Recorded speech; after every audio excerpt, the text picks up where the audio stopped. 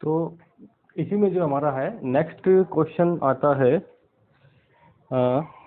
Next question देखिए, ये है कि दो बेलनाकार चालक ए तथा बी, ठीक है, समान पदार्थ के हैं तथा, तो देखो क्वेश्चन में गिवन जो है वो पहले लिख लेते हैं ताकि कोई कंफ्यूजन नहीं रहे। गिवन में पहला है कि बेलनाकार चालक ए व बी समान पदार्थ के हैं तथा समान लंबाई के, यानी कि एल उनकी सेम है, यानी कि लेंथ सेम है। चालक ए का जो एरिया है, सॉरी व्यास है, चालक एक जो ठोस है जिसका व्यास दे रखा, तो एक तो ये हो गया कि एल ए और एल बी जो है वो दोनों सेम है, ठीक है, पहला चीज। दूसरा पदार्थ सेम है, इसका मतलब क्या होगा कि रजिस्टिविटी जो है वो इनकी क्या हो जाएगी, दोनों की सेम हो जाएगी, यानी कि रो ए इक्वल टू रो बी हो जाएगा, ठीक है। देन उसके बाद ये कहा गया है कि चालक जो ए है हमारा, वो चालक ए है उसका व्यास यानी कि डायमीटर वो है वो 1 मीटर है, और चालक जो बी है उसके लिए डायमीटर यानी कि इसको डी ए और डी बी अगर मैं कह दूं, ठीक है, इसको यहाँ हटा दे, तो डी बी जो है, अच्छा डी बी में ये कहा गया कि जबकि चालक बी जो है वो उसका आंतरिक व्यास और उसका बाह्य व्यास ये दोनों दे रखा है ना, तो वो क्या खोखला एक बेलन है, तो इसका जो आंतरिक व्यास है वो आंतरिक व्यास कितना हो जाएगा, तो ये लिख देता हूँ मैं, डी बी के लिए जो फर्स्ट है उसे मैं आंतरिक बोल देता हूँ वो 1 मीटर है, और डी बी के लिए 2 यानी कि जो बाह्य व्यास है वो कितना है 2 मीटर है, ठीक है, ये हमें गिवन है। और खोखली नली है, इनके प्रतिरोधों का अनुपात, प्रतिरोधों का अनुपात यानी कि R A upon R B है, वो हमें फाइंड आउट यहाँ करना है क्वेश्चन के अंदर, ये गिवन है। तो अगर हम रेजिस्टेंस के बारे में देखें तो रेजिस्टेंस क्या होगा कि रेजिस्टेंस जो होता है वो होता है रो एल अपॉन ए, ठीक है, रो एल अपॉन ए। अगर रेजिस्टेंस के बारे में हम देखें इसका फॉर्मूला जो बनता है वो ये बनेगा, क्योंकि देखो रो और एल और डी ये सब हमें गिवन है। ए में क्या चाहिए, क्योंकि ए होगा पाई आर स्क्वायर, भाई सर्कल बन रहा ना अनुप्रस्थ काट क्षेत्रफल, तो क्या सर्कल है तो सर्कल के लिए हम क्या देखेंगे, तो यहाँ पे इसकी मुझे रेडियस निकालनी पड़ेगी, तो रेडियस कितनी हो जाएगी, अगर आर ए की बात करूँ तो 1/2 मीटर हो जाएगी, ठीक है, इधर आ जाइए। इसकी आंतरिक त्रिज्या आर बी वन, ठीक है, आर बी वन वो कितना हो जाएगा, 1 का मतलब आंतरिक ले रहा हूँ मैं ना, 1 का मतलब आंतरिक, वो कितना हो गया 1/2 मीटर, और इसकी जो बाह्य त्रिज्या यानी कि आर बी टू वो कितनी हो जाएगी 1 मीटर, 1/2 कर देंगे सब में ठीक है। अब resistance R A upon R B मुझे देखना है इस फॉर्मूले के अकॉर्डिंग, तो देखो रो रो दोनों इक्वल है तो कैंसिल आउट हो जाएंगे, लेंथ दोनों इक्वल है तो कैंसिल आउट हो जाएंगे, तो बचेगा क्या, यानी कि area of A, sorry area of B divide में आएगा ना, तो area of B divided by area of A, तो एरिया ऑफ बी कितना होगा, हो जाएगा पाई आर, अच्छा बी है ना, तो बी में क्या है क्योंकि खोखली, तो खोखली इसका मतलब बाह्य में से आंतरिक वाले का माइनस कर दो, ठीक है, तो क्या हो जाएगा आर बी 1 का स्क्वायर और आर बी 2 का, सॉरी बाह्य कौन सा 2, तो 2 वाला, और ये कौन सा है 1 वाला, ठीक है, ये स्क्वायर हो जाएगा, यानी कि बाह्य वाले एरिया में से आंतरिक वाला माइनस कर दो, जो खोखला पार्ट है वो आपको निकल, जो आपके पास भरा हुआ पार्ट है वो निकल जाएगा, ठीक है, खोखले पार्ट की एरिया इतना है और पूरा का इतना है, तो उसमें से खोखले वाला निकाल दोगे तो भरा हुआ जो है वो आपके निकल जाएगा, ठीक है, इस तरह से अगर देखते हैं, समझाने की वैसे जरूरत है नहीं इतना, ठीक है, समझ पा रहे हैं इस तरह से, ये आपके पास दो एरिया वगैरह, तो ये आपके पास क्या है, ये भरा हुआ एरिया, सिर्फ करंट किसमें फ्लो करेगी, सिर्फ इस भरे हुए पार्ट में करंट फ्लो करेगी, खोखले पार्ट में करंट फ्लो नहीं करती, बस ये कंसेप्ट दिमाग में होना चाहिए, ये बस इतना सा क्वेश्चन है।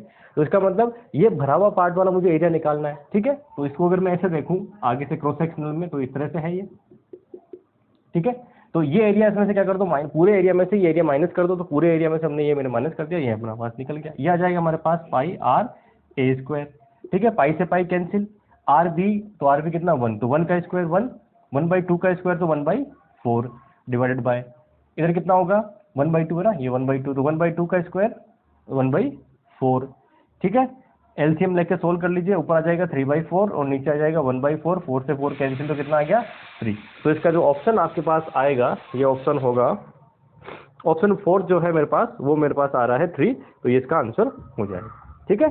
चलिए नेक्स्ट,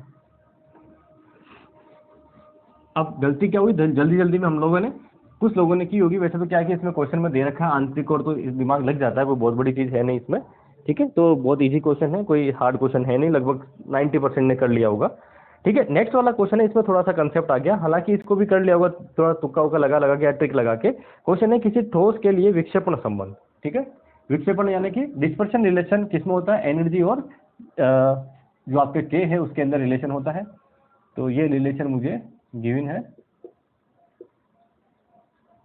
ये रिलेशन गिवन है, और क्या दिया हुआ है, जहां α1 α2 और α3 नियतांक है, इस ठोस के लिए प्रभावी द्रव्यमान प्रदिश यानी कि टेंशन, ठीक है, यानी कि इफेक्टिव जो मास है उसका टेंशन निकालना है, और कौन सा होगा वो अपने को फाइंड आउट करना है, ठीक है। तो देखो इफेक्टिव मास का जो फॉर्मूला आप पढ़ते हो एम स्टार का, ठीक है, मैंने जो आपको लिखवा रखा था एम स्टार, वो क्या था, वो था एच का स्क्वायर। और मैंने आपको एग्जाम जब मैं पढ़ा रहा था इफेक्टिव मास वाला टॉपिक, तो मैंने कहा था 101% एक क्वेश्चन इसका आएगा ही आएगा, ठीक है, 101% इसका एक क्वेश्चन आएगा ही आएगा, और हर एग्जाम में आता है, ठीक है, बस तरीका अलग हो जाता है। अब इसके अंदर क्या है, वो मैंने जो आपको पढ़ाया था वो लिखा हुआ था ये वाला फॉर्मूला, ठीक है। ये कब, जब ये रिलेशन हो किसके अंदर, ई और फंक्शन किसका हो, ई के का फंक्शन हो, तो हम इस तरह से लिखते हैं। अब यहाँ के किसके, के एक्स के वाई और के जेड तीनों के, तीनों डायरेक्शन में उसके फंक्शन हमें दे दिए, ठीक है। तो उसके अकॉर्डिंग क्या होगा कि ये जो चीज है नीचे वाली, इसको मैं क्या लिख सकता हूँ, डेल स्क्वायर ई, किसके लिए, के लिए। अब के का भी क्या टेंसर फॉर्म में लिखना है, तो क्या करूंगा इसको, डेल आई, सॉरी ऐसे करता हूँ, डेल के आई और डेल के जे, भाई डबल डिफरेंशियल करना ना इसका, तो इस तरह से भी लिख सकता हूँ, या क्या कर सकता हूँ, ये कर सकता हूँ, ठीक है, समझ पा रहे हैं। इसको मैं ये भी लिख सकता हूँ, इसको मैं डेल के आई के जे भी लिख सकता हूँ, ठीक है, इस तरह से मैं इसको टुकड़ों में तोड़ सकता हूँ। तो इसका मतलब क्या हुआ कि पहला ई के रेस्पेक्ट में फर्स्ट डिफरेंशिएशन अगर के जे के रेस्पेक्ट में हुआ, तो दूसरा किसके होगा, के आई के रेस्पेक्ट में। और आई जे के हैं यहाँ पे, क्योंकि टेंसर फॉर्म है, तो आई जे के होंगे वो क्या हो जाएंगे, एक्स वाई और जेड हो जाएंगे, समझ पा रहे हैं। तो अगर मान लीजिए मुझे एक इसमें निकालना है क्या, फर्स्ट इसका इफेक्टिव द्रव्यमान का इसका मास जो है, उस मास का, या इसका मैं निकाल लेता हूँ, है ना। तो इसको मैं क्या कह देता हूँ कि डेल स्क्वायर एक्स एक्स ई, ये निकाल लेता हूँ। भाई मैंने आई को और इसको क्या लिख दिया, एक्स एक्स की जगह, चलो इसको मैं के एक्स और ये लिख देता हूँ, के एक्स और के वाई, ये फाइंड आउट करना मुझे। तो इसका मतलब क्या हुआ, इसका डिफरेंशिएशन पहले, सॉरी के एक्स दोनों में वन, आई और जे दोनों में क्या ले लेता हूँ, एक्स एक्स ले लेता हूँ, तो क्या मिल जाएगा मुझे, ये वाली इक्वेशन मिल जाएगी। तो इसका मतलब क्या है, पहले आप के एक्स के रेस्पेक्ट में डिफरेंशिएट करेंगे, दूसरी बार भी के एक्स के रेस्पेक्ट में डिफरेंशिएट करेंगे, तो पहली बार करेंगे तो क्या हो जाएगा 2 अल्फा 1, इधर क्या बचेगा के एक्स, एक बार और करेंगे तो वो के एक्स हो जाएगा 1, तो आपके पास ये इक्वेशन मिल जाएगी। सिमिलरली डेल के वाई और के वाई, ये करोगे तो क्या मिल जाएगा 2 अल्फा 2, डबल डिफरेंशिएशन, ठीक है। इसी तरह से डेल स्क्वायर के जेड और के जेड, वो क्या मिल जाएगा 2 अल्फा 3, ठीक है। इसके अलावा जो भी आप देखिए क्या हो जाएगा, डेल के एक्स और के वाई, इसकी वैल्यू देखिए क्या होगी, यानी कि पहले y के रेस्पेक्ट में फिर x के रेस्पेक्ट में, जैसे ही y के रेस्पेक्ट में करोगे, या पहले x के कर लो फिर y के, है ना, तो x के रेस्पेक्ट में पहले करोगे तो क्या हो जाएगा 2 बाहर आ जाएगा, ये दोनों जीरो हो जाएंगे, पार्शियल डिफरेंशिएशन है, ये दोनों जीरो हो जाएंगे, बचा कौन सा, ये वाली चीज, ठीक है। अब क्या आ रहा है आपके पास कि जब आपने इसको एक बार डिफरेंशिएशन कर लिया, यानी कि मैं इसको अगर तोड़ता हूँ इस तरह से के एक्स और के वाई में, ठीक है, तो पहले कौन ऑपरेट हो रहा है, मान लीजिए y ऑपरेट हो रहा है, तो आपको इक्वेशन क्या मिलेगी, y के रेस्पेक्ट में ऑपरेशन होते हैं 2 अल्फा 2 और के वाई, यहाँ क्या मिल जाएगा, डेल ओवर डेल के एक्स, इसका मतलब क्या, डेल ओवर डेल के एक्स। अब के एक्स के रेस्पेक्ट में डिफरेंशिएट करोगे क्या होगा, कांस्टेंट क्या मिलेगा, 0, समझ पा रहे हो इस चीज का। इसी तरह से बाकी जितने भी आप के एक्स के जेड लोगे वो भी 0, डेल स्क्वायर के वाई के एक्स लोगे या ये लोगे वो भी 0, डेल स्क्वायर के वाई के जेड लोगे वो भी, जो ये सारे जो जहाँ पे एक बार एक्स और एक बार वाई या फिर दोनों में से कोई एक आ रहा है, यानी कि सेम नहीं है, तो आई जे, यानी कि इसमें क्या है, आई जे अगर सेम है तो आपको वैल्यू मिल जाएगी, और आई जे अगर डिफरेंट है तो ऑलवेज क्या मिलेगा, उसकी वैल्यू आपको 0 मिल जाएगी, ठीक है। तो इसकी मैट्रिक्स क्या बन जाएगी, मैट्रिक्स फॉर्म में लिखोगे तो ये वैल्यू हमने निकाल ली, तो मैट्रिक्स फॉर्म में क्या लिखेंगे हम लोग, मैट्रिक्स फॉर्म में जो लिखेंगे वो ये हो जाएगा कि इफेक्टिव मास जो है आपका विद मैट्रिक्स फॉर्म में, वो क्या हो जाएगा, ये एच का स्क्वायर में डिवाइड कर दो किसका, इसका, तो क्या बनेगा वो आप देखिए, एच का स्क्वायर डिवाइडेड बाय, अब यहाँ क्या लिखूंगा, यहाँ जो मेरे पास होगा 1 upon del, sorry 1 upon del के एक्स, ठीक है, के एक्स और ई। अब इसको मैं क्या कर रहा हूँ, इसको मैं लिख रहा हूँ एम एक्स एक्स, इसको क्या लिख रहा हूँ, एम एक्स एक्स लिख देता हूँ मान दो, ठीक है। तो इसको मैंने लिख दिया क्या, एम एक्स एक्स, अच्छा सॉरी इसको ऐसे लिखने के बजाय ऐसे लिख देते हैं कि 1 अपॉन डेल स्क्वायर, क्योंकि एक्स एक्स लेने के बजाय इसको एच का डिवाइड 2 भी आपको लेना पड़ेगा, ठीक है। तो डेल स्क्वायर के एक्स और के एक्स ई, ठीक है। तो इसकी वैल्यू क्या मिलेगी, इसकी वैल्यू आपको मिल जाएगी, मैंने निकाला था, तो 1 अपॉन 2 अल्फा 1, ठीक है। यहाँ क्या आएगा, यहाँ आएगा एक बार तो x के रेस्पेक्ट में डिफरेंशिएशन और दूसरा y के रेस्पेक्ट में डिफरेंशिएशन, तो वो कितना मिल रहा था 0। यहाँ क्या आएगा, एक बार x स्क्वायर, एक बार आप ऐसे करते हो ना, x x x y x z, फिर y x के रेस्पेक्ट में, फिर y y के, और फिर y z के।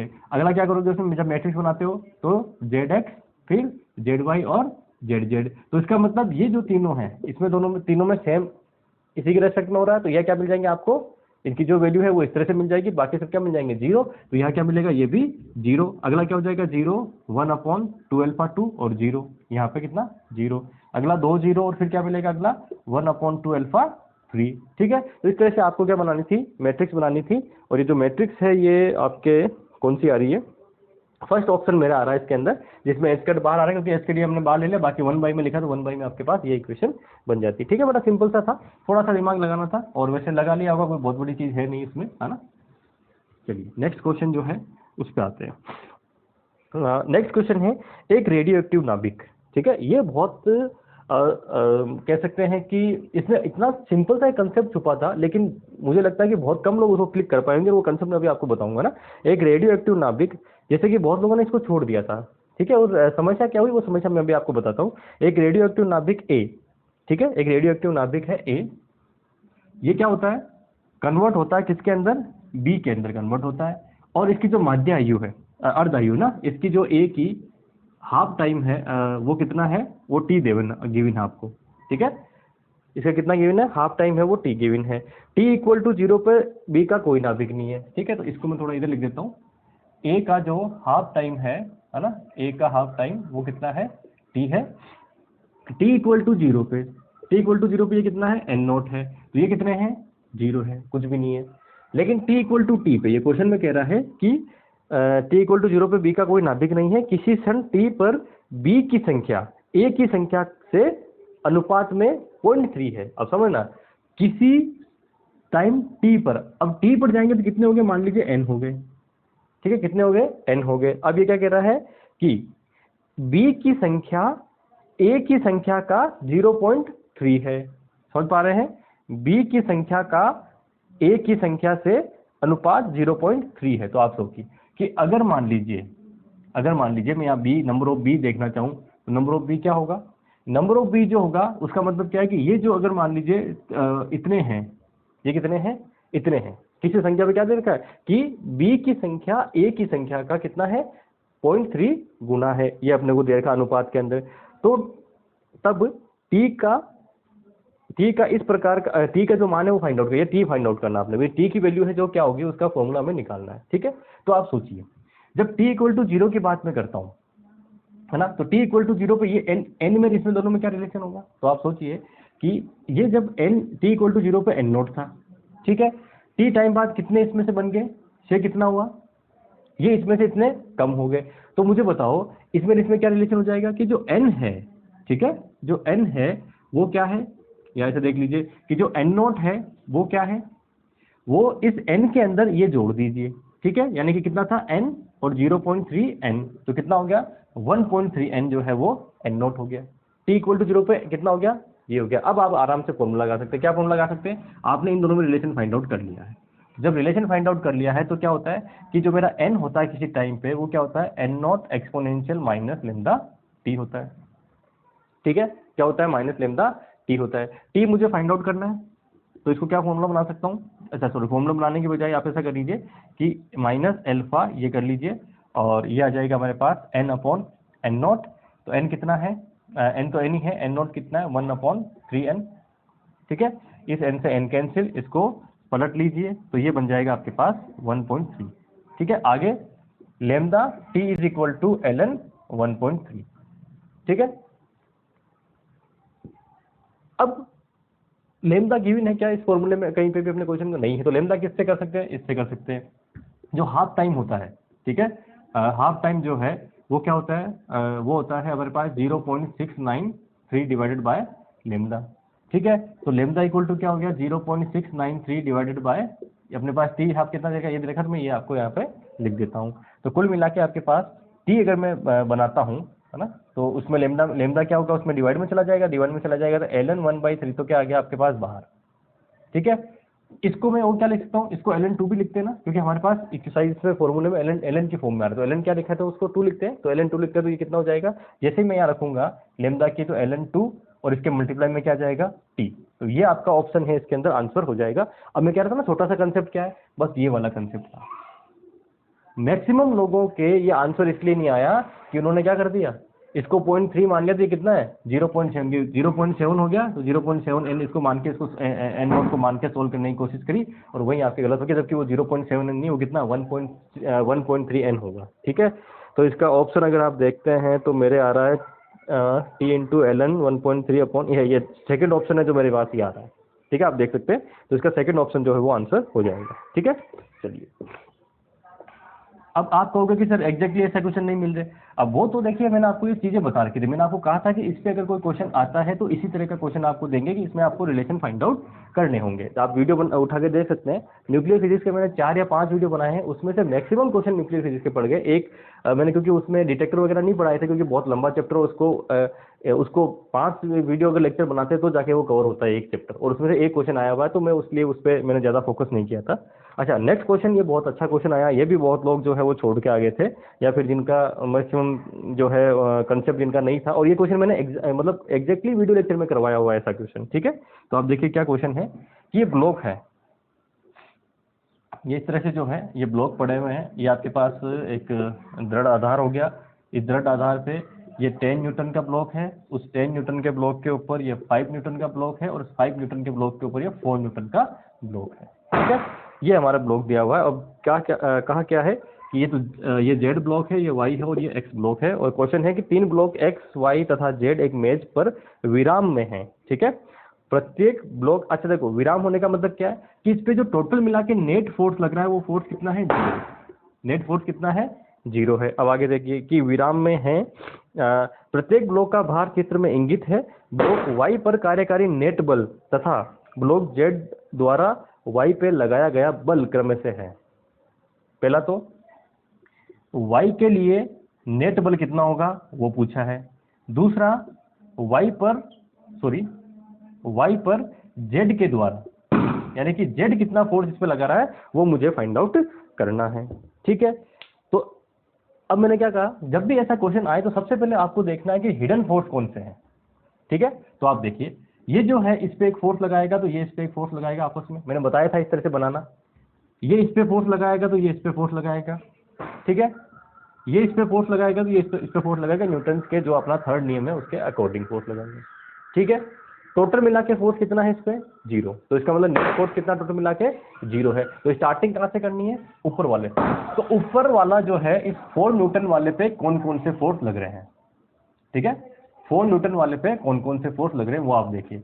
तो 4 न्यूटन में क्योंकि इसने mg कितना किया, 4 न्यूटन, ये तो नीचे की ओर लगा ही रहा है, एक फोर्स mg तो लगा, किसे लग रहा है, नीचे की ओर लग रहा है, और ऊपर की ओर कौन सा फोर्स, अब देखो ये जो फोर्स है एरो किस तरफ है, नीचे की तरफ, तो इसका मतलब ये 4 न्यूटन इस पे लगा रहा है और ये 5 न्यूटन वापस उस पे लगा रहा है, तो इसका मतलब कौन सा फोर्स लग रहा है, ये वाला फोर्स जो है इधर लग रहा है। तो ये इसको मैं मान लीजिए कितना मानता हूँ, n1, ये कितना है मेरा, ये फोर्स n1 है, ये मुझे पता नहीं ये n2 है, ये कितना है n3 है, ऐसे करके 3 फोर्स होंगे कॉन्टेक्ट के। ठीक है, तो ये कितना है n1, तो इससे मेरा n1 कितना निकला, n1 जो है वो निकला 4 न्यूटन। आगे आ जाइए, नेक्स्ट है आपके पास ये 5 वाला। ठीक है, तो 5 न्यूटन में क्या हो रहा है, एक फोर्स ऊपर लग रहा है। ठीक है, अच्छा इधर से स्टार्ट करते हैं, एक तो ये लगा रहा नीचे, ठीक है, एक कौन सा लगा रहा है, ये नीचे लगा रहा है, तो ये कौन सा है, तो ये है हमारे पास n1 जो नीचे लग रहा है, भाई ये लग रहा है ना एरो नीचे की ओर, ये जो एरो है n2 ये ऊपर की ओर लग रहा है, तो ये n2 किधर लग रहा है, ये ऊपर की ओर लग रहा है। ठीक है, एक फोर्स जो सीधा सीधा इस पे नीचे की ओर लग रहा है कौन सा, mg वाला लग रहा है। ठीक है, mg कितना है, 5 न्यूटन वाला है, भाई गिवन है हमारे पास 5 न्यूटन क्या, mg नीचे की ओर लग रहा है। अब इसको देखिए सेटिस्फेक्शन करते हैं इक्वेशन को, तो n1 और ये दोनों mg एक नीचे की तरफ लग रहे हैं, तो n2 इक्वल टू कितना हो गया, ठीक है, n2 इक्वल टू कितना हो गया, वो हो गया 5 न्यूटन प्लस n1। ठीक है, तो 5 न्यूटन प्लस n1 यानी कि कितना हो गया, 4 न्यूटन, इसको कर लीजिए तो कितना हुआ, 9 न्यूटन। ठीक है, कितना हुआ, 9 न्यूटन। तो पहला जो आपके पास उसका क्वेश्चन है, उसका जो आंसर है आपके पास वो हो जाएगा कि जो ब्लॉक वाई पर कार्यकारी नेट बल, ठीक है, ब्लॉक वाई पर कार्यकारी नेट बल जो होगा वो आपको फाइंड आउट करना था। तो ब्लॉक वाई पर कार्यकारी, अब नेट बल का मतलब क्या है, नेट बल का मतलब है कि जब ये ब्लॉक कहीं मूव कर ही नहीं रहा है तो नेट बल सीधा सीधा क्या हो गया, 0 हो गया। एक तो ये कंसेप्ट लोगों ने यहाँ पे ये 9 न्यूटन कर दिया होगा जो मैंने अभी निकाला है, ये नेट बल नहीं है। ठीक है, ये नेट बल नहीं है, ये n2 की वैल्यू है, यानी कि जो ये वाला है ये इस पे कितना बल लगा रहा है, समझ पा रहे हैं मेरी बात को, इसको थोड़ा दिमाग लगाना। क्या है, n2 कौन सा फोर्स है, N2 जो है वो इसका मतलब है कि जो 10 वाला है ये इस 5 वाले पे कितना बल लगा रहा है, यानी कि Z जो है वो Y पे कितना बल लगा रहा है, और यही क्वेश्चन इसमें पूछा गया है। तो जो N2 है ये क्या है आपके पास इस क्वेश्चन का दूसरा आंसर। तो इसका आंसर क्या होगा, नेट तो कितना है 0, और Z जो है वो Y पे कितना लगा रहा है 9 न्यूटन जो है वो बल लगा रहा है। तो ऑप्शन देख लीजिए कौन सा है इसके अंदर। भाई नेट बल का मतलब क्या है, सारे बल जब लग रहे हैं तो क्या मूव हो रहा है, क्या मूव हो ही नहीं रहा है, तो मूव नहीं हो रहा तो नेट बल कितना हुआ, इन सब पे ही नेट बल 0 होगा, इस पूरे सिस्टम पे नेट बल कितना है 0 है। ठीक है, तो इसके अंदर ऑप्शन जो है वो मेरा सेकंड हो जाएगा, मैंने इसमें दे रखा है वो है 0 तथा 9 न्यूटन ऊपर की ओर, 9 न्यूटन ऊपर की ओर। ठीक है, याद। तो इसमें जो नेक्स्ट क्वेश्चन आपके आ रहा है वो नेक्स्ट क्वेश्चन है क्लासिकल मैकेनिक्स का। ठीक है, और बहुत अच्छा क्वेश्चन दिया है ये क्लासिकल मैकेनिक्स का। इसमें जिसने एमएससी में अच्छे से क्वेश्चन किए हैं या फिर जो नेट की तैयारी कर रहा है, नेट के वाला की देखिए फिर कुछ भी नहीं है, ये ऐसा नेट क्वेश्चन आता भी नहीं है, क्योंकि लैग्रेंज सेटअप करने का इतना सिंपल, लेकिन फिर भी आप देख लीजिए ये इस तरह का आपके पास। अच्छा गलत हो गया, एक पार्टिकल का जो है वो एक्स और वाई के अंदर ग्राफ दे रखा है कि पार्टिकल जो मूव करता है वो परवलयिक पथ के अंदर मूव कर रहा है। ठीक है, पार्टिकल है m मास का, तो इसके कोऑर्डिनेट क्या हो जाएंगे, x और y कोऑर्डिनेट हो जाएंगे। इस तरह फोर्स लग ही रहा है, फोर्स ऑफ कंस्ट्रेंट जो है ना। और इसमें कहा क्या गया है, इसमें ये कहा गया है कि परवलयिक पथ में इस तरह से गति कर रहा है कि y इक्वल टू क्या है मेरे पास ax²। ठीक है, और m द्रव्यमान का है के अनुदिश गुरुत्व के अधीन बिना घर्षण के फिसलता है। इसका मतलब फोर्स ऑफ कंस्ट्रेंट जो घर्षण है वो यहाँ पे नहीं है। ठीक है, यहाँ एक नियतांक है, तो लैग्रेंजन इसका निकालना है। तो लैग्रेंजन क्या होता है, अब ये बड़ा सिंपल सा है कि लैग्रेंजन का मतलब होता है कि kinetic energy minus potential energy. अब काइनेटिक एनर्जी क्या हो जाएगी, क्योंकि 2 डायमेंशन की प्रॉब्लम है, तो काइनेटिक एनर्जी क्या बनेगी हमारे पास, ये काइनेटिक एनर्जी बन जाएगी x.² और y.² माइनस पोटेंशियल एनर्जी। अब आप देखिए, तो ये रेफरेंस हमारा है, तो यहाँ पोटेंशियल एनर्जी कितनी है 0, तो इसके रेफरेंस में आप देख लीजिए ये कितनी हाइट पे, गुरुत्व तो नीचे क्यों लगेगा ना, तो कितनी हाइट पे है, तो y हाइट पे है, तो y हाइट पे है, तो इसका मतलब क्या हो जाएगा mg h की जगह हम क्या ले लेंगे y, तो कितना बन जाएगा mg y। ठीक है, और क्योंकि इससे ऊपर की तरफ है तो एनर्जी क्या आ जाएगी हमारी पॉजिटिव आ जाएगी। ठीक है, चलिए नेक्स्ट। अब जो है यहाँ पे है, क्योंकि डिग्री ऑफ फ्रीडम इसकी कितनी है 1 क्यों, क्योंकि इन्होंने इसमें रिलेशन दे दिया है, x और y जो है वो एक दूसरे से इंडिपेंडेंट नहीं है। ठीक है, तो इंडिपेंडेंट नहीं है तो इसका क्या निकालेंगे, यहाँ से आप निकालिए इसमें y डॉट। ठीक है, जब y डॉट निकालेंगे तो क्या हो जाएगा, ये हो जाएगा आपके पास 2ax और x डॉट। ठीक है, x के रेस्पेक्ट में डिफरेंशिएशन नहीं है, t के रेस्पेक्ट में डिफरेंशिएशन है, टाइम के रेस्पेक्ट में। ठीक है, इसलिए ये आपके इस तरह से इक्वेशन बनेगी। ठीक है, अब आपको क्या चाहिए यहाँ से, मुझे चाहिए y डॉट का स्क्वायर चाहिए, तो कितना हो जाएगा 4ax² और x डॉट स्क्वायर, ये वैल्यू यहाँ रख दीजिए, ये हो जाएगा half m x dot square plus 4ax² और x डॉट स्क्वायर। ठीक है, माइनस mg y, तो ये हो जाएगा half m 1 plus 4ax² x dot square बाहर और mg y। ठीक है, ये जो है आपका आंसर फाइनल मिलेगा। ठीक है, और ये जो ऑप्शन आ रहा है, ये ऑप्शन कौन सा है देखें, मेरा ये ऑप्शन आ रहा है वो है सेकंड ऑप्शन। ठीक है, तो आप देख सकते हैं सेकंड ऑप्शन एग्जैक्टली यही आपके पास रहेगा। ठीक है, क्वेश्चन हो जाना चाहिए था, ये जो लोग एमएससी करके निकले हैं उन्होंने भी कर लिया होगा, अगर थोड़ा सा दिमाग लगाना आता है आपको इस चीज़ों में, और थोड़ा सा अगर आपको लैग्रेंजन का कंसेप्ट अगर क्लियर है तो। ठीक है, मैं हालांकि ये क्वेश्चन मैं आपको इस तरह के लैग्रेंजन सेटअप वाले में नहीं कराया, क्योंकि मुझे लगा कि ये क्वेश्चन जो है वो आरपीएससी इस लेवल पर नहीं जाएगी, क्योंकि इस बार गई है ना, तो इस बार गई है, तो नेक्स्ट जो वीडियो लेक्चर है उसके अंदर में ही ये सारी चीज़ें जो है ऐड करता रहूँगा। ठीक है, चलिए इसके बाद जो है अपना नेक्स्ट क्वेश्चन है। अच्छा, ये जो क्वेश्चन है क्वार्क मॉडल का क्वेश्चन, और मैंने आपको वीडियो लेक्चर के लास्ट जो वीडियो लेक्चर उसमें मैंने आपको कहा था कि जो आपके 3 क्वार्क थे, है ना, तो 3 जो क्वार्क थे UD और S, है ना, 3 क्वार्क थे UD और S, इनका मैंने सिंपल आपको क्या लिखाया था, इस पे चार्ज कितना होता है और इसके लिए जो है हमने विचित्रता कितनी होती है, वो 2 चीज मैंने लिख पाई थी। ठीक है, सिर्फ और सिर्फ 1 मिनट में आपको मैंने पढ़ाया था, और उस 1 मिनट का ये क्वेश्चन एक आपके बन गया। ठीक है, अब वो आपकी अलग बात है कि आप कितना अटेंटिव थे या कितना मेरी बातों पे ध्यान दिया, है ना। तो ये क्वेश्चन क्या है, कणों के समूह, कौन सा समूह है कणों का, ये वाला समूह, सिग्मा वाला। ठीक है, समूह को एक कण 2, ये समूह का जो एक कण है वो किससे बना है, 2 तो उसमें U है और एक क्या है उसमें S है, तो क्या है UUS से मिलकर बना हुआ है, इसका आवेश क्या होगा। तो मैंने आपको ये लिखवाया था कि जो U पे आवेश होता है वो कितना होता है +3/2। ठीक है, और जो आपके पास S है उस पे आवेश कितना होता है, वो होता है, अच्छा सॉरी उल्टा लिख दिया क्या, ये लिख दिया मैंने 2/3 और कितना होता है -1/3, ये आवेश होता है इन दोनों पे। ठीक है, तो जब ये आवेश होता है तो आपको क्या करना है, टोटल आवेश निकालना, तो कितना हो जाएगा, प्लस में 2/3 प्लस में 2/3 और माइनस में 1/3, तो कितना हो जाएगा, ये आ जाएगा आपके पास 4 - 1/3 यानी कि 3/3। तो कितना आ गया प्लस में ई। ठीक है, कितना आ गया प्लस में ई। ये इसमें जो मैंने लिखा हूँ क्या, ई की फॉर्म में है ये, है ना, किसकी फॉर्म में, ई की 1.6 × 10⁻⁻19 कूलम के फॉर्म में। तो कितना आ गया 1 + 1 का मतलब क्या है, प्लस ई जो है इसका आंसर हो जाएगा। और ये क्वेश्चन मैंने आपको सीधा सीधा सिर्फ यही लिखवाया था मैंने, और कुछ नहीं लिखवाया था। मैंने कहा इस पे जो है आपको एक क्वेश्चन दिया जा सकता है, और यहाँ पे मैंने उसके साथ साथ लिखा था कि न्यूट्रॉन और प्रोटॉन और जो है वो किससे बनते हैं, कौन से क्वार्क से मिलकर बनते हैं, यूयूडी और डीडीयू जो है उन्हें आपको लिखवाए थे, है ना। अब देख लो, मैंने कहा था न्यूक्लियर फिजिक्स, इसमें 4 वीडियो के अंदर मैं कह रहा हूँ लगभग सारे क्वेश्चन उसमें कवर हो गए हैं। अगला है, ये भी मैंने पूरा संबंध लिखवाया था और मैंने इसको इंपॉर्टेंट लगवाया था। अगला क्वेश्चन आपके फिर से थर्मोडायनेमिक्स में है, और ये जो क्वेश्चन है ना, ये क्वेश्चन मैंने आपको कहा था कि ये क्वेश्चन ये फॉर्मूले में लिखवा के सीपी सीवी और गामा में इनमें सब में रिलेशन और इंपॉर्टेंट लगवाया था कि इनमें से आपको एक क्वेश्चन मिलेगा ही मिलेगा, और वो क्वेश्चन फिर से आ गया। और क्वेश्चन क्या है, सीबी और सीपी के रिलेशन गामा और आर की फॉर्म में दे रखे, तो हम ये जानते हैं कि सीपी माइनस सीबी जो है वो किसके बराबर है, मेन रिलेशन से इसके बराबर है।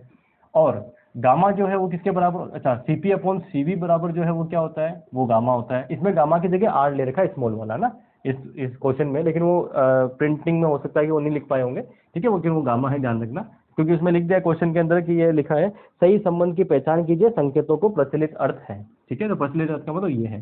तो इससे क्या हो जाएगा, Cp = गामा Cv, तो ये हो जाएगा gamma Cv minus Cv = R। तो Cv = क्या हो जाएगा, गामा माइनस Cv = हो जाएगा R और गामा -1। ठीक है, Cp = क्या हो जाएगा, तो Cp = हो जाएगा इस गामा से Cv रख दीजिए, तो गामा R अपॉन गामा -1। ये दोनों इक्वेशन बन गई, और इन्हीं में से अब देखना है कि कौन सा ऑप्शन हमारा सही है और कौन सा गलत है। ठीक है, तो फर्स्ट ऑप्शन जो आ रहा है वो आ रहा Cv = R अपॉन गामा +1। तो गामा +1 नहीं होता, तो पहला ऑप्शन रॉन्ग हो गया। सेकंड ऑप्शन है Cp = gamma R upon gamma -1। तो गामा R और अपॉन गामा -1, तो ये सेकंड ऑप्शन जो है वो आपका इसमें राइट हो जाएगा। थर्ड ऑप्शन पे जाओगे तो Cv = gamma R upon gamma +1, वो होगा ही नहीं। फोर्थ ऑप्शन में Cp = R अपॉन में गामा नहीं, देखो सर हर एक कोई से भी रिलेशन में चले जाओ, सिर्फ एक ही रिलेशन है जिसमें डिवाइड में क्या रहा, गामा -1, बाकी सब में गामा +1 है, तो वो वैसे ही क्या हो गया, अवॉइड हो गया, इसमें आ ही नहीं सकता ये चीज़, तो है ना। तो ये आपके पास सिंपल सा क्वेश्चन था, और ये मैंने आपको करवा के दिया था, लेकिन अब देखते हैं कितने लोगों ने उस पर ध्यान दिया था, है ना। अभी तक जितने भी क्वेश्चन कराए ना, मैक्सिमम क्वेश्चन आपके आए हैं ना, मैक्सिमम क्वेश्चन जो है वो आपके आए हैं इसमें। तो ऐसा नहीं है कि जो मेरे जिसने एक तो जो वीडियो लेक्चर है उसने कवर किया है जिसने भी, ठीक है, उसका सिलेक्शन तो श्योर होना चाहिए, अगर उसने ईमानदारी से अगर पढ़ाई करी है तो। ठीक है, क्वेश्चन सारे एज इट इज मिल रहे हैं। 3 इकाई व 4 इकाई, अगला देखिए, 3 इकाई व 4 इकाई परिमाण के दो सदिशों के परिणामी सदिश का परिमाण। दो सदिश है, एक 3 इकाई का, एक 4 इकाई का, बीच में एंगल मान लीजिए कितना है, थीटा है। इनका परिणामी जो है उसका कितना मान है, रिजल्टेंट जो है ये मान लीजिए P है, ये हमारा Q है, इस PQ का जो रिजल्टेंट है वो R है, R कितना है, 1 है।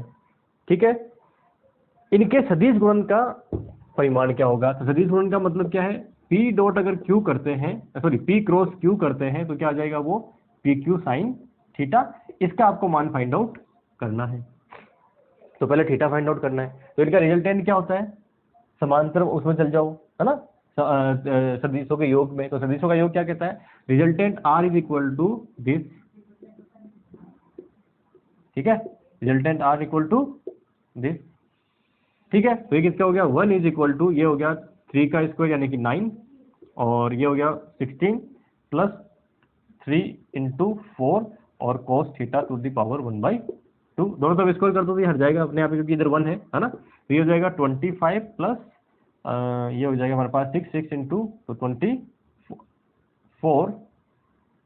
है ना, और cos थीटा। ठीक है, कितना हो जाएगा, 24 ही होगा क्या, एक बार देख लीजिए, 4 × 3 4 × 3 12 12 2 24। ठीक है, तो ये वैल्यू मिल जाएगी। अगला क्या हो जाएगा आपके पास, अगली जो वैल्यू मिलेगा, अच्छा एक सेकेंड, इसमें 16 9 25 16 9, हाँ ठीक है। फिर उसके बाद में क्या है, हाँ सही है, फिर उसके बाद में इसको मैं इस तरफ लाऊंगा, है ना, तो इस तरफ लाऊंगा तो ये क्या हो जाएगा, माइनस के अंदर कितना हो जाएगा, तो माइनस में 24 इज इक्वल टू प्लस में 24 और कोस थीटा, तो cos theta is equal to कितना हो जाएगा, -1, इसके डिवाइड में दोगे तो -1, तो कोस थीटा -1 होने का मतलब है थीटा कितना हो गया, 180 डिग्री। तो 180 डिग्री जो है वो मान कहाँ रख दीजिए, यहाँ रख दीजिए, ठीक है। तो जैसे ये रखोगे तो साइन 180 डिग्री कितना होता है, 0 होता है, तो कितना हो जाएगा, इसकी वैल्यू, वो इनका क्रॉस प्रोडक्ट है वो कितना हो जाएगा, 0, क्योंकि ये क्या है, समांतर है ना, इसको मैं समांतर या प्रति समांतर कह सकता हूँ, है ना। तो क्या है ये, इसका मान हो जाएगा आपके पास 0। तो मेरे पास फोर्थ ऑप्शन आ रहा है कि इनका मल्टीप्लिकेशन कितना होगा, 0 हो जाएगा, ठीक है। ये भी मैंने बहुत सारे क्वेश्चन करवाए थे आपको, है ना। समांतर जो ये अपना समांतर चतुर्भुज का जो नियम है जोड़ का, योग का, वो मैंने आपको इस पे बहुत सारे क्वेश्चन करवाए थे इस तरह के। अगला है, यदि दो स्लिटों के मध्य, और ये क्वेश्चन मैंने आपको देखो, अभी ये जो क्वेश्चन आया है इसका ऑप्टिक्स का, ये क्वेश्चन मोस्ट इंपोर्टेंट लगवाया था मैंने, और इस पे स्टार विस्तार करके पूरा लिखा था मैंने। ये था, यदि दो स्लिटों के मध्य पथिका, दो स्लिटों के मध्य पथिका, तो दो स्लिटों के मध्य होने का मतलब क्या, वो क्या है हमारे पास बी, मतलब उनका बीच का जो पार्ट है, जो अदृश्य पार्ट है, वो कितना है, 0.8 मिलीमीटर है, तथा प्रत्येक स्लिट की चौड़ाई, तो प्रत्येक स्लिट की चौड़ाई क्या होती है, ई, वो कितनी है, 0.16 मिलीमीटर है।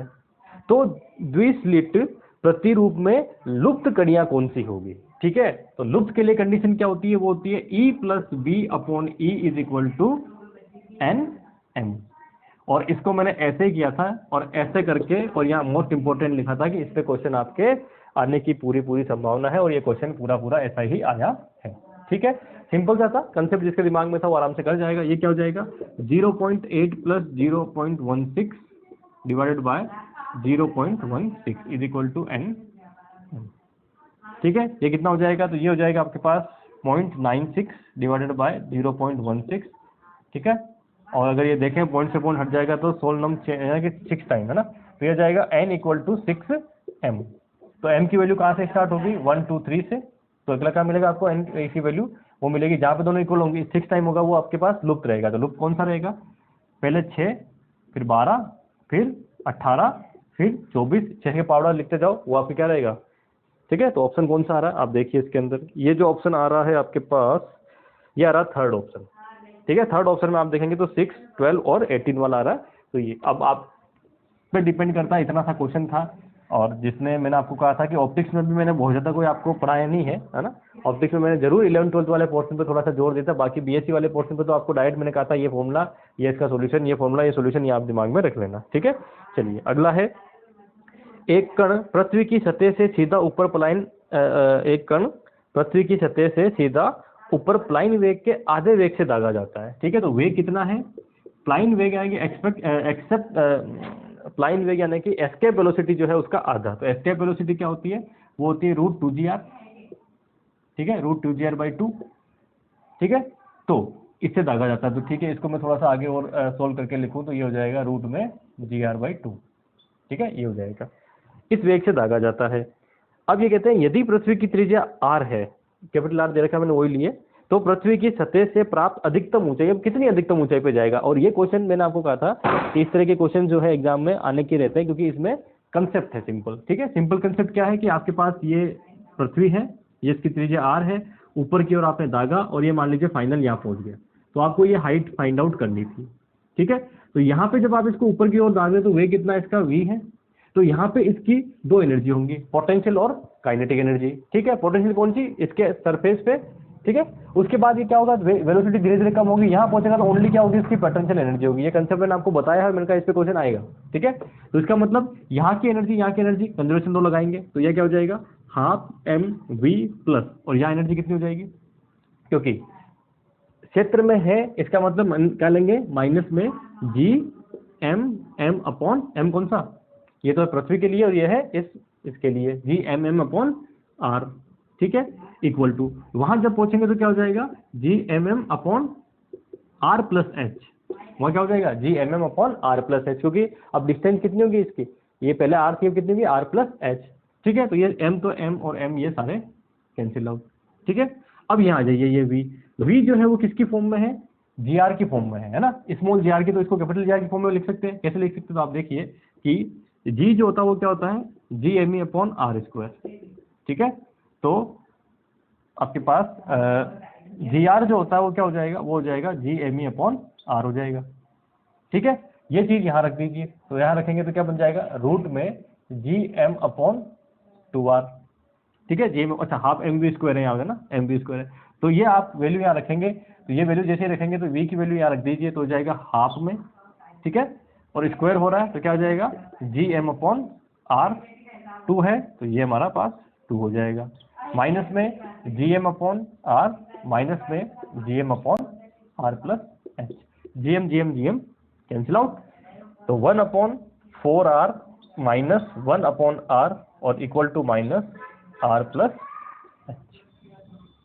एलसीएम, एलसीएम आ जाएगा 4r, ये इधर से मल्टीप्लाई होगा तो ये आ जाएगा आपके पास, सॉरी r माइनस 4, सॉरी गलत लिख दिया, 1 minus 4 equal to minus R plus H. आगे सोल्व कर लीजिए।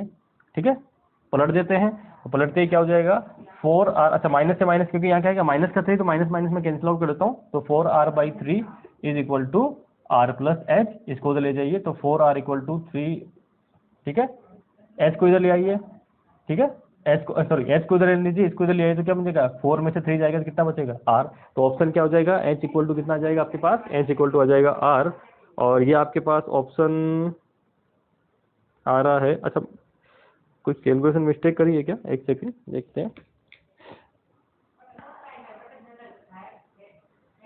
कुछ कैलकुलेशन, हाँ सॉरी, ये देखिए ये मिस्टेक हो गया ना, इसको मैंने 3 से गुणा किया, यहाँ 3 हो गया, लेकिन यहाँ 3 नहीं किया ना मैंने।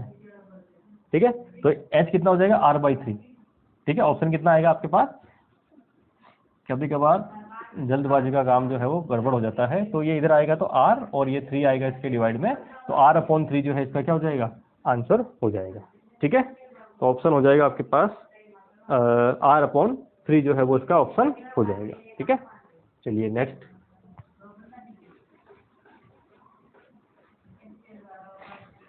मैं क्या कैलकुलेशन मिस्टेक कर देता हूँ बहुत सारी जल्दबाजी में, इसलिए मैं पहले सोल्व करके रख लेता हूँ कि अपने पास जब भी कोई हो तो ज़्यादा आपका टाइम वेस्ट इसमें नहीं हो। ठीक है, अगला है, अच्छा सेल मॉडल, लास्ट मेरा वीडियो देखना, सेल मॉडल है, क्वार्क मॉडल है, उस एक लास्ट वीडियो में से आपको 3 क्वेश्चन मिल गए अभी तक।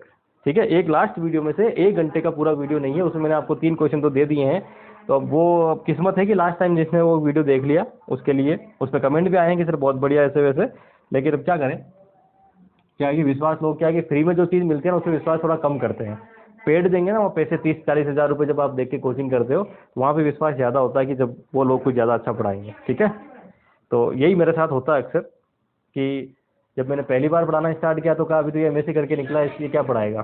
ठीक है, और मेरे जो क्लासमेट थे वो मुझसे पढ़ने को तैयार नहीं थे, कहीं जाके और कोचिंग की। ठीक है, फिर सिलेक्शन नहीं हुआ, और मेरे साथ जिन्होंने मुझ पर विश्वास किया 2-3 लोगों का, जब उनका सिलेक्शन हो गया तो आंखें खुली कि यार हमको ही पढ़ा देता, हमको बताया ही नहीं। ठीक है, तो आया है नाभिकीय कोश, नाभिकीय कोश यानी कि सेल मॉडल है के अनुसार 1708। ठीक है, 1708 है कि मूल अवस्था चक्रण एवं समता है, यानी कि इसमें क्या पेरिटी और इसमें आपको एंगुलर मोमेंटम पूछा गया है। चक्रण का मतलब क्या, स्पिन यानी कि एंगुलर मोमेंटम पूछा गया। तो मैंने आपको क्या कहा, सबसे पहले आप इसमें देखिए कि प्रोटॉन और न्यूट्रॉन कितने होंगे। प्रोटॉन कितने हैं, 8, और न्यूट्रॉन कितने हैं, 17 में से 8 माइनस कर दो तो कितना आएंगे, 9। तो जो सम संख्या है उसको छोड़ दीजिए, ये बताया था, जो सम संख्या इवन है उसको छोड़ दीजिए, ओड वाले पे आप चल जाइए, विषम वाले पे। और सेल मॉडल में जो है आपको ये बताया था मैंने, ये वाली चीज। ठीक है, कि सेल मॉडल का जो कॉन्फ़िगरेशन है वो कॉन्फ़िगरेशन क्या है, 1s हाफ, अच्छा ये हाफ यहाँ लिखते हैं। ठीक है, कितने आते हैं इसमें, 2 न्यूक्लियन आ जाएंगे, ये फर्स्ट सेल कंप्लीट। सेकंड पे आ जाइए तो इसमें क्या होता है कि 2p3/2, इसमें कितना आते हैं, अच्छा इसको यहाँ लिख देता हूँ, 6 तो टोटल होते हैं तो 4। ठीक है, फिर 2p1/2, इसमें 2, फिर आता है 3d 5/2, 3d 5/2, तो 5 में होते हैं कितने, 10, तो 6 इसमें आ जाएंगे, 6। फिर आता है 2s 1/2 में 2, और फिर आता है 3d 1/2 में 4। इस तरह से आपका सेल मॉडल रहता है। तो आपको कहाँ तक जाना है, 9 तक जाना, तो कितना हो गया, 2 इसमें आ गए न्यूक्लियन, 4 इसमें आ गए, कितने हुए, 6, 6 और 2 8, 8 के बाद में इसमें, तो इसको भूल जाओ, इस पे जाने की जरूरत नहीं है आपको। ठीक है, इसमें जाओगे तो कितना बचा, अब आपके पास एक बचा, एक बचा ना, देख लीजिए, 2 4 6 6 2 8 बचा कितना 9, 9 पे जाना, 9 आ गया किसमें, इसमें आ गया। तो सब कुछ किस पे डिपेंड है, इस पे, सब कुछ किस पे डिपेंड है, इस पे। तो जे कितना है, यानी कि स्पिन जिसको बोल रहे हैं, स्पिन या पृथक्करण जो बोला है वो पृथक्करण कितना है, जे। जे कितना होगा, ये कितना हुआ 5/2। अब किस पे जाना है, पेरिटी। तो पेरिटी में क्या होता है, पेरिटी में मैंने आपको लिखाया था पी जो होता है वो होता है -1 की पावर एल, और एल किसका देखना है, इसका। तो डी का कितना आता है, डी के लिए एल कितना होता है 2, है ना। एच के लिए कितना होता है 0, पी के लिए कितना होता है 1, डी के लिए 2, एफ के लिए 3। तो डी के लिए एंगुलर मोमेंटम कितना होता है 2, तो क्या हो जाएगा -1 की पावर 2, तो -1 × -1 = +1। तो पेरिटी क्या आ जाएगी, प्लस। तो ये आपका ऑप्शन हो जाएगा +5/2। और ये ऑप्शन कौन सा है, ये ऑप्शन जो है आपके आ रहा, फर्स्ट ऑप्शन आ रहा, ये इसका आंसर हो जाएगा। ठीक है, चलिए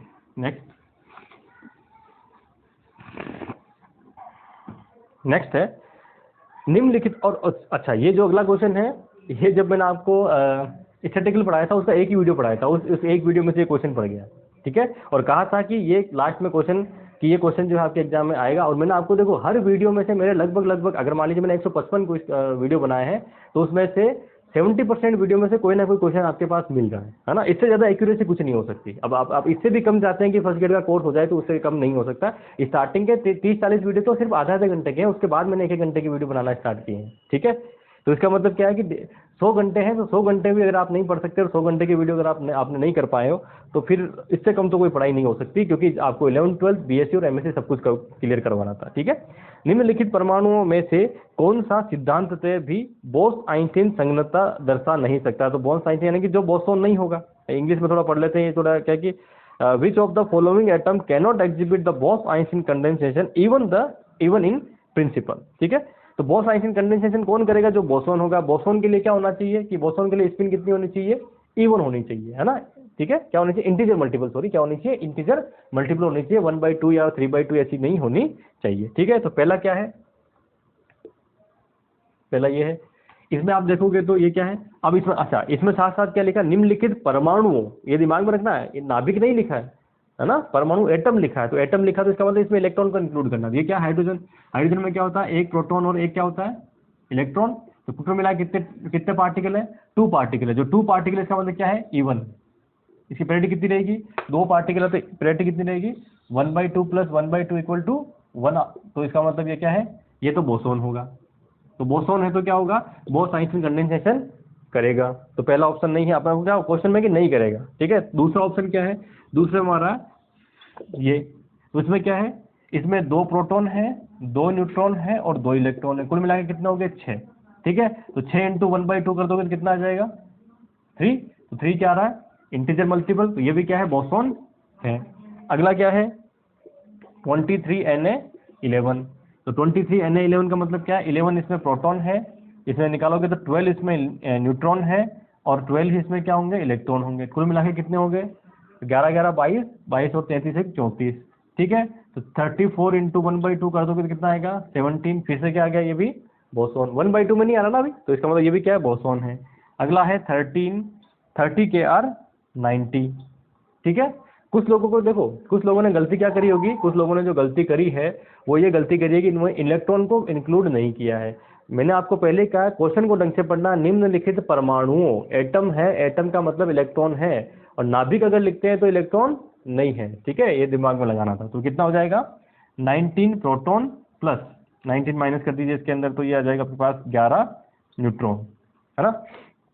और अब जितने इलेक्ट्रॉन है, सॉरी प्रोटॉन है, उतने ही क्या हो जाएंगे आपके पास, ये हो जाएंगे इलेक्ट्रॉन हो जाएंगे। जितने प्रोटॉन है उतने क्या हो जाएंगे, इलेक्ट्रॉन हो जाएंगे। तो आप देखिए 19 और 19 करेंगे तो कितना जाएगा, 38 में 11 जोड़ देंगे तो 49। ठीक है, तो 49 × 1/2 तो कितना आ जाएगा, 49/2। अब आपके पास 1/2 में इक्वेशन है, इंटीजर मल्टीपल नहीं आ रहा, तो इसका मतलब ये क्या होगा, ये फर्मियोन होगा। ये क्या होगा, फर्मियोन होगा। और फर्मियोन जो है वो बोस-आइंस्टीन कंडेंसेशन जो है वो शो नहीं करेगा। ठीक है, तो इसमें मेरा ऑप्शन जो आ रहा है ये कौन सा रहा, 4th ऑप्शन इसका हो जाएगा। ठीक है, थोड़ा सा दिमाग लगाना था, और मैंने आपको लिखवाया था, मैंने जब ये परमाणु का भी क्वेश्चन लिए थे, उसमें जब मैंने आपको बताया था कि बोसोन कौन सा होगा और वो कौन सा होगा, और वो भी लिया था। ठीक है, नेक्स्ट वाला है एक घूम चक्कर पर खड़ा एक व्यक्ति अपनी बाहें फैलाए हुए एक निश्चित कोणीय वेग से घूर्णन कर रहा है। ठीक है, क्या है, एक निश्चित कोणीय वेग से घूर्णन कर रहा है। वह अचानक अपनी बाहें समेट लेता है। और ऐसा क्वेश्चन मैंने आपको एग्जांपल दिया था जब मैंने आपको रोटेशन मोशन पढ़ाया था। ठीक है, मैंने कहा ऐसा क्वेश्चन आएगा क्योंकि देखो हम लोग जो है लीनियर मोमेंटम कंजर्वेशन तो बड़े उसके क्वेश्चन में से तो जो टक्कर वाला होता है ना उनको तो बड़ा अच्छे से कर लेते हैं। ये कौन सा एंगुलर मोमेंटम कंजर्वेशन होता है जब इस तरह की चीजें होती है। ठीक है, तो समेट लेता है तो उसका जड़त्व आघूर्ण फैली हुई बाहों के साथ उसके जड़त्व आघूर्ण का कितना हो जाता है, 2/3 हो जाता है। तो इसका मतलब क्या, जड़त्व आघूर्ण जो है वो क्या हो गया, कम हो गया है। ठीक है, तो उसकी घूर्णन गतिज ऊर्जा जो है वो कितनी बढ़ जाएगी, घट जाएगी, वो फाइंड आउट करनी है। ठीक है, क्या करना है, घूर्णन जो गतिज ऊर्जा है वो आपको फाइंड आउट करनी है।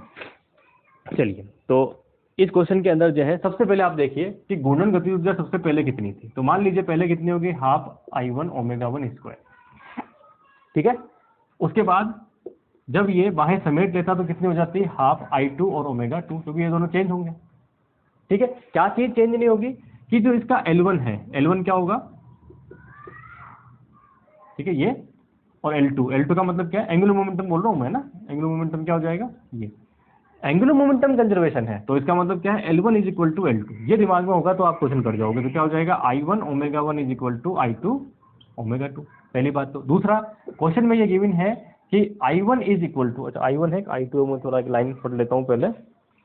इसमें लिखा गया है कि जब वह बाहें समेट लेता है तो उसका जड़त्व आघूर्ण फैली हुई बाहों के जड़त्व आघूर्ण का, तो इसका मतलब क्या है, I2 जो है वो I1 का 2/3 है। ये एक क्वेश्चन में गिवन है अपने को, ये भी क्या साथ में गिवन है क्वेश्चन में कि फैली हुई बाहों का, सिमटी हुई बाहों का जो जड़त्व आघूर्ण है I2 वो फैली हुई बाहों का 2/3 है, ये क्वेश्चन में दिया हुआ है। ठीक है, तो एक रिलेशन तो यहाँ से आ गया हमारे पास, एक रिलेशन हम यहाँ से निकालेंगे। क्या निकालेंगे कि जो ω2/ω1 है वो कितना हो जाएगा। तो ω2/ω1 की बात करेंगे तो I1/I2 हो जाएगा। ठीक है, कितना हो जाएगा, I1/I2 हो जाएगा। तो एक रिलेशन हमने यहाँ से फाइंड आउट कर लिया। अब काइनेटिक एनर्जी, अब क्या कहा कि काइनेटिक एनर्जी कितना रह जाएगी, है ना, बढ़ जाएगी घट जाएगी, वो देखना है। तो काइनेटिक एनर्जी पहले तो जो चेंज है वो निकालेंगे। तो चेंज क्या होगा, फाइनल माइनस इनिशियल।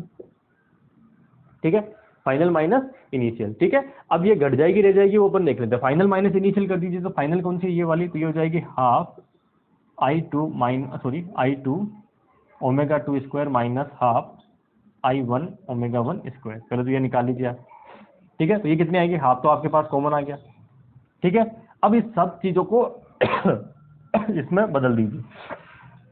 तो 2/3, ठीक है, I1, ये देखिए ओमेगा का स्क्वायर है, तो इसका स्क्वायर कर दोगे तो क्या आ जाएगा। अच्छा, मैं इसमें रिलेशन ही फाइंड आउट कर लेता हूँ इसमें, ताकि आपको कंफ्यूजन नहीं रहे। I1 I2 में जब आप डिवाइड करोगे तो I1/I2, तो I1/I2 तो कितना हो जाएगा, 3/2, उल्टा हो जाएगा ना, ये दिमाग में रखना, कितना हो जाएगा, 3/2। I1/I2, तो इसको इधर भेजिए, इसको इधर भेजिए, तो 3/2 हो जाएगा। ठीक है, तो यहाँ क्या लिख दूंगा मैं, यहाँ लिख दूंगा 3/2, तो ये लिख दिया मैंने। इसकी जो वैल्यू, अच्छा 3/2 तो इसकी वैल्यू ω1/ω2 की, इसका स्क्वायर होगा तो कितना हो जाएगा, 9/4। कितना हो जाएगा, 9/4 स्क्वायर हो रहा ना इसका।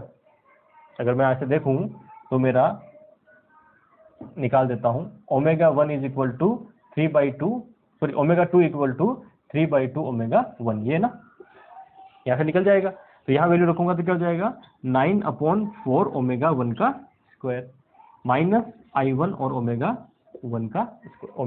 स्क्वायर, सॉरी ω1 का स्क्वायर।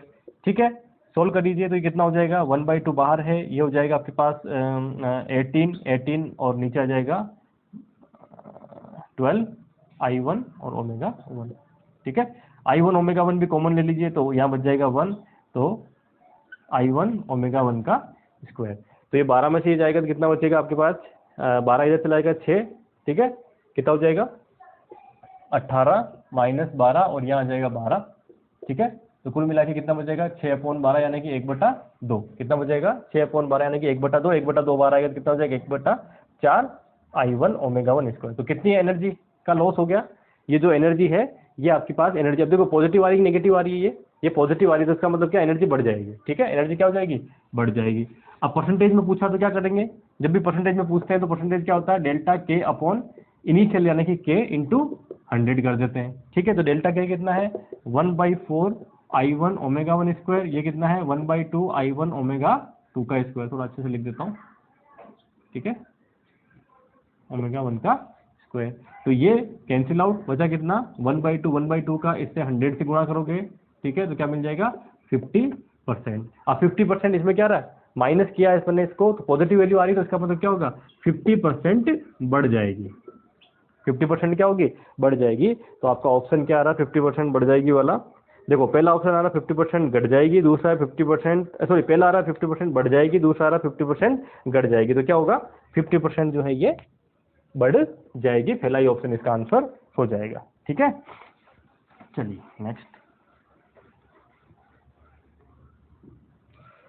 नेक्स्ट है पीएन संधि में अवक्षय क्षेत्र के निर्माण का कारण है। ये बहुत लोगों ने कंफ्यूजन में गलत किया होगा।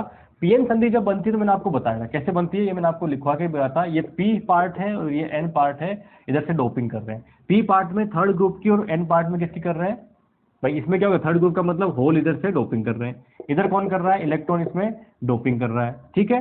तो इसका मतलब क्या हुआ, इधर होलों की कमी है, किसकी कमी है, होलों की, इधर इलेक्ट्रॉन की कमी है। तो हायर कंसेंट्रेशन से लोअर कंसेंट्रेशन में क्या होगा, जब चार्ज कैरियर हायर कंसेंट्रेशन यानी कि उच्च सांद्रता से निम्न सांद्रता की ओर जाते हैं तो उसे क्या बोलते हैं, उसे बोलते हैं डिफ्यूजन।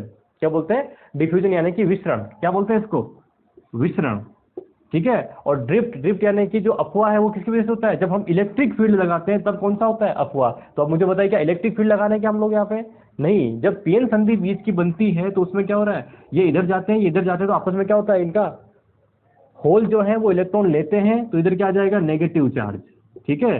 ये मैंने पूरा बना के बताया था, समझाया था अच्छे से। और ये जो इलेक्ट्रॉन है, इलेक्ट्रॉन वाले यानी कि 5वें ग्रुप वाले, वो क्या कर रहे हैं, इलेक्ट्रॉन दे रहे हैं, तो इसका मतलब इन पे क्या जाएगा पॉजिटिव, और इसकी वजह से अवक्षय परत बनती है। तो अवक्षय परत बनने का रीजन क्या है, विसरण न कि डिफ्यूजन। तो मैक्सिमम लोगों ने जो कि डिफ्यूजन ज्यादा अपन फेमिलियर होते हैं तो इसमें डिफ्यूजन करके आगे होंगे, लेकिन ये किसकी वजह से होता है, ये होता है आवेश वाहकों के विसरण की वजह से। देखो दोनों चीजें हैं इसमें, होलो का अफवाह है,